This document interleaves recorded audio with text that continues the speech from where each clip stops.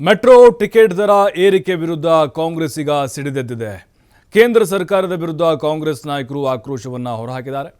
Rajajinagar metro ನಿಲ್ದಾಣದ ಬಳಿ ಪ್ರತಿಭಟನೆಯನ್ನು ನಡೆಸ್ತಾ ಇದ್ದಾರೆ.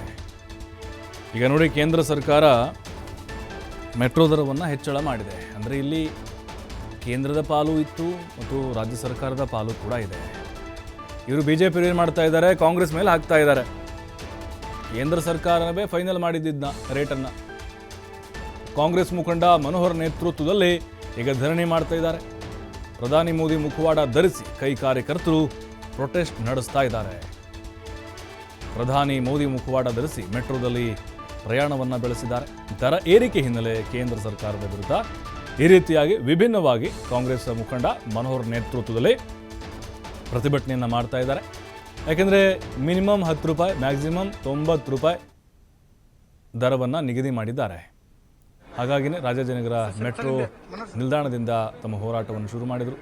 ಮೋದಿಯವರ ಮುಖವಾಡ ಧರಿಸಿ ಪೋಸ್ಟರನ್ನು ಪ್ರದರ್ಶನ ಮಾಡುವ ಮೂಲಕ ಮೋದಿ ವಿರುದ್ಧ, ಕೇಂದ್ರ ಸರ್ಕಾರದ ವಿರುದ್ಧ ತಮ್ಮ ಆಕ್ರೋಶವನ್ನು ಹೊರಹಾಕಿದ್ರು. ಮನೋಹರ್ ನೇತೃತ್ವದ ಕಾಂಗ್ರೆಸ್ನ ನಾಯಕರು ಪ್ರತಿಭಟನೆಗೆ ಇಳಿದಿದ್ದಾರೆ. ಅಂದರೆ ಜನಸಾಮಾನ್ಯರಿಗೆ ಇದು ಹೊರೆ ಆಗ್ತಾ ಇದೆ, ಮಧ್ಯಮ ವರ್ಗದವರಿಗೆ, ಬಡವರಿಗೆ, ಅದರಲ್ಲೂ ದಿನನಿತ್ಯವೂ ಕೂಡ ಮೆಟ್ರೋದಲ್ಲಿ ಸಂಚಾರ ಮಾಡುವಂಥವ್ರಿಗೆ ಸಾಕಷ್ಟು ರೀತಿ ಹೊರೆ ಆಗ್ತಾ ಇದೆ ಅಂತೇಳಿ ಆಕ್ರೋಶವನ್ನು ಹೊರಹಾಕಿದರು.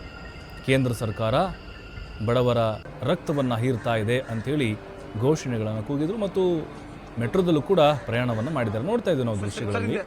ಮೋದಿ ಮುಖವಾಡ ಧರಿಸಿ ಪೋಸ್ಟರ್ ಇಟ್ಕೊಂಡು ಮೆಟ್ರೋದಲ್ಲಿ ಪ್ರಯಾಣಿಸಿದ್ದಾರೆ. ಮನೋಹರ್ ನೇತೃತ್ವದ ಕಾಂಗ್ರೆಸ್ನ ಕಾರ್ಯಕರ್ತರು ವಿಭಿನ್ನವಾಗಿ ಪ್ರೊಟೆಸ್ಟನ್ನು ಮಾಡಿದ್ದಾರೆ. ಇನ್ನು ಸಾರ್ವಜನಿಕರ ಜೇಬಿಗೆ ಕತ್ತರಿ ಹಾಕುವಂಥ ಕೆಲಸ ಕೇಂದ್ರ ಸರ್ಕಾರ ಮಾಡ್ತಾ ಇದೆ.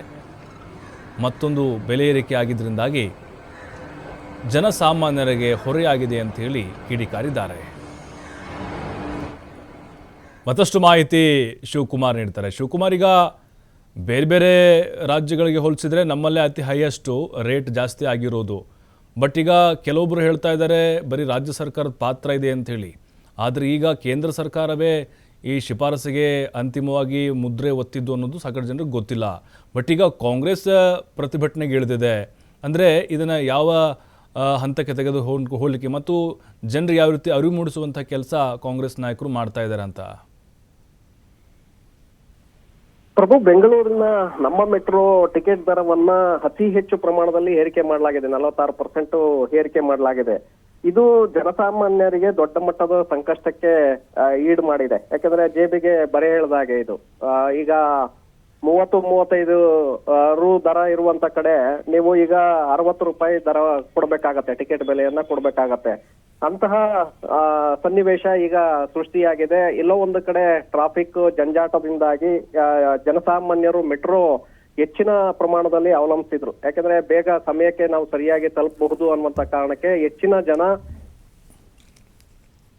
ಮೆಟ್ರೋ ಸಂಪರ್ಕವನ್ನ ಮಾಡ್ತಾ ಇದ್ರು. ಆದ್ರೆ ಈಗ ಟಿಕೆಟ್ ದರವನ್ನ ಏರಿಕೆ ಮಾಡಿರೋದ್ರಿಂದ ಸಹಜವಾಗಿ ಒಂದು ಕಡೆ ಈ ರಾಜ್ಯ ಸರ್ಕಾರದ ವಿರುದ್ಧವಾಗಿ ಬಿಜೆಪಿ ಆಕ್ರೋಶವನ್ನ ಹೊರಹಾಕ್ತಾ ಇತ್ತು. ಇದೀಗ ಬಿಜೆಪಿಯ ವಿರುದ್ಧ ಇವತ್ತು ಕಾಂಗ್ರೆಸ್ ಕೂಡ ಪ್ರತಿಭಟನೆಯನ್ನ ಮಾಡ್ತಾ ಇದೆ.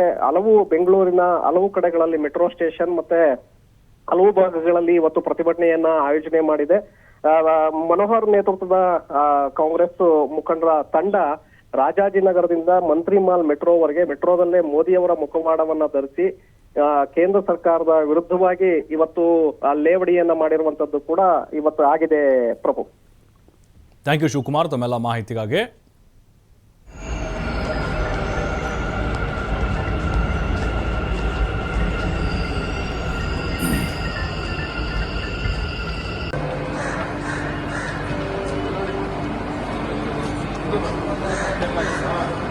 ಸರಿ